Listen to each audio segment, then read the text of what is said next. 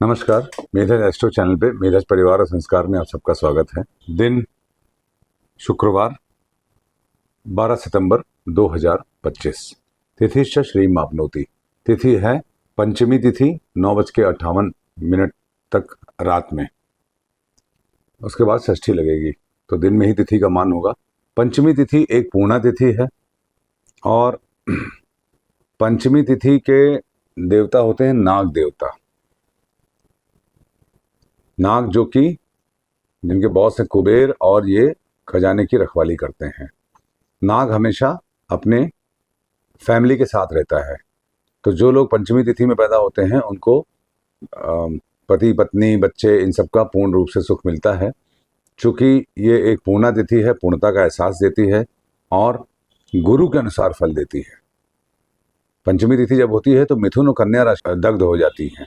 मिथुन और कन्या दोनों में ही कोई इस समय वक्री ग्रह नहीं है, इसलिए ये एक कठिन तिथि आज के लिए मानी जा सकती है। क्योंकि मिथुन और कन्या जब दग्ध हो जाएंगी तो उनसे रिलेटेड मटेरियल प्लेजर आपको नहीं मिलेंगे। दोनों ही स्वभाव राशि हैं और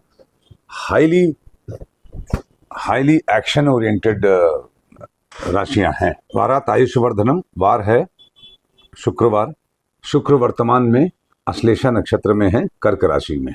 अश्लेषा नक्षत्र एक गंडांत नक्षत्र है और जैसे शुक्र 15 सितंबर को जाएंगे सिंह राशि में, अर्थात 3 दिन बाद, अर्थात इस समय फाइनल डिग्रीज में है, अर्थात डीप गंडांत में है।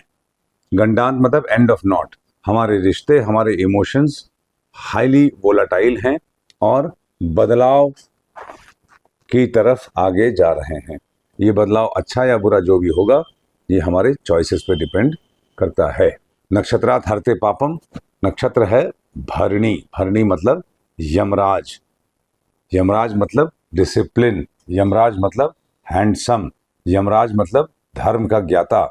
याज्ञवल्क्य जी के जो पुत्र थे नचिकेता, उनको पहली बार यमराज ने धर्म का ज्ञान दिया था। तो भरणी नक्षत्र रियल ज्ञान में रहने को एनकरेज करता है। माँ की कोख है, कंपल्शन दिखाता है और सफोकेशन विद द सिचुएशन दिखाता है। भरणी नक्षत्र में के दिन हमको ये मालूम होना चाहिए कि पितृपक्ष में जो भरणी नक्षत्र पड़ रहा है यमराज हैं। भरणी नक्षत्र यमराज। यमराज ही हैं जो सोल्स को कैरी करने का काम करते हैं और उन्हीं का नक्षत्र है आज। किसी को वेट नहीं कराना चाहिए भरणी नक्षत्र को प्रसन्न करने के लिए। और भरणी नक्षत्र एक्स्ट्रा ऑर्डिनरी डिसिप्लिन को दर्शाता है। डिसिप्लिन और अपने जीवन के जो कंपल्सिव सिचुएशंस हैं, कंपल्सिव सिचुएशन से मतलब है कि जो आपको लग रहा है कि मैं बहुत बंधा हुआ हूँ और सफोकेट हो रहा हूँ, उनको, उनके मर्म को और उनके साथ अपने जीवन को एक्सेप्ट करने को दर्शाता है। देखिए, मघा नक्षत्र हमारे पितृ हैं और पितरों को ले जाने का काम कौन करता है? यमराज। इसका मतलब मघा इज सबसर्विएंट टू भरणी। अगर मघा में कोई प्लैनेट होगा तो आप समझिएगा कि वो व्यक्ति, उससे सिग्निफिकेशन वाला व्यक्ति किसी के भरणी में अगर प्लैनेट होंगे तो उनकी चेलागिरी करेगा या उनके साथ एसोसिएट होगा नंबर 2 की भूमिका में। ये भरणी नक्षत्र का मतलब है। योगात रोग निवारणम। व्याघात योग है, हस्त नक्षत्र में है, पड़ता है और व्याघात एक टफ योग है। शुक्र इसके स्वामी हैं और शुक्रवार भी है। हाँ, भरणी नक्षत्र शुक्रवार के दिन एक बहुत ही उत्तम अमृत योग बनाता है, इमोर्टलिटी, और श्री योग भी बनाता है, प्रॉस्पेरिटी भी देता है। देखिए, शुक्र हमारी प्रजनन है, वीर हैं, जन्म मरण है और उन्हीं के बॉस हैं भरणी यमराज। तो जाहिर सी बात है भरणी यमराज शुक्रवार के दिन एक बहुत ही शानदार श्री योग बनाते हैं, अमृत योग बनाते हैं। आज के दिन आपको प्रॉस्पेरिटी के लिए अगर आप कंपल्शंस को एक्सेप्ट कर रहे हैं तो बड़ा अच्छा दिन है।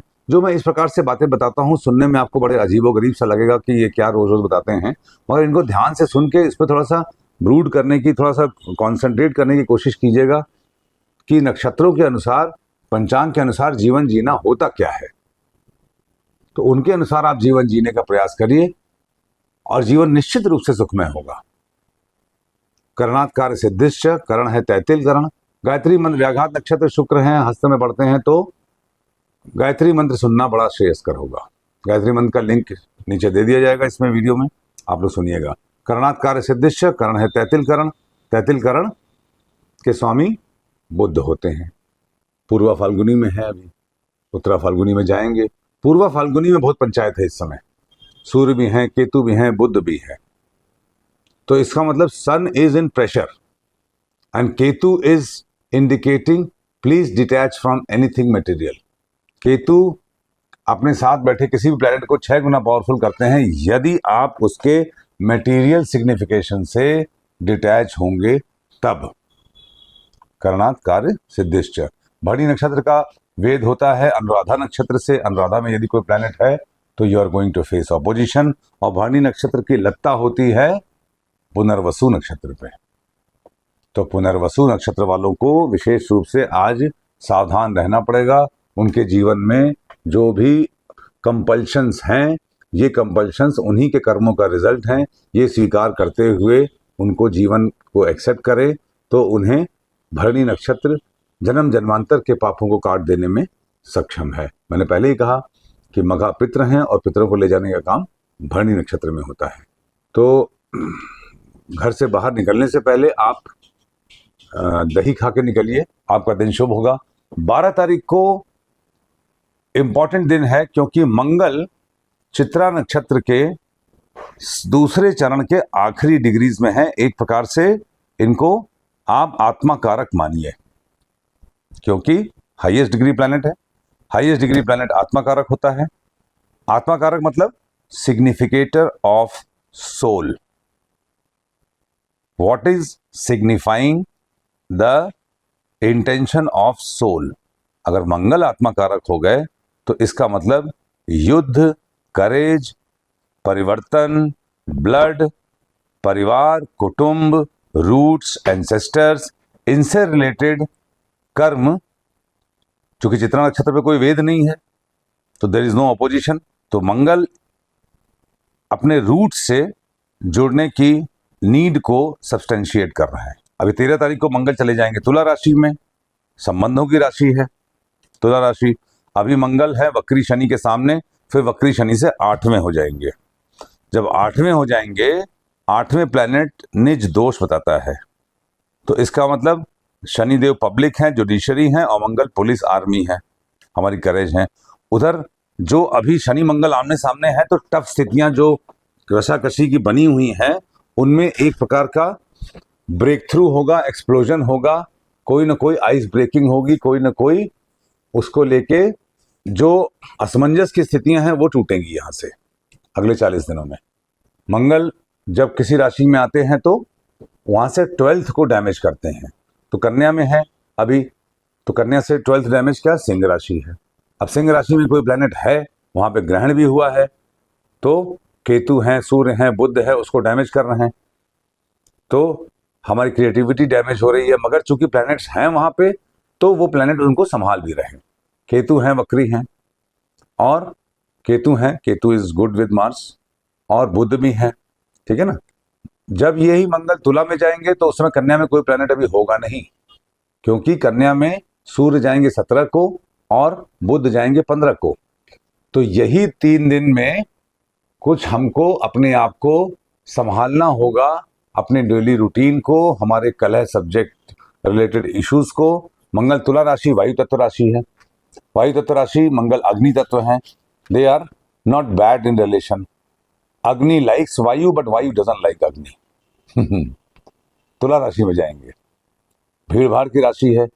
भीड़ भाड़ की जगहों पे दुर्घटना होना, एक असंतोष, ये सब तो नेगेटिव फलित है।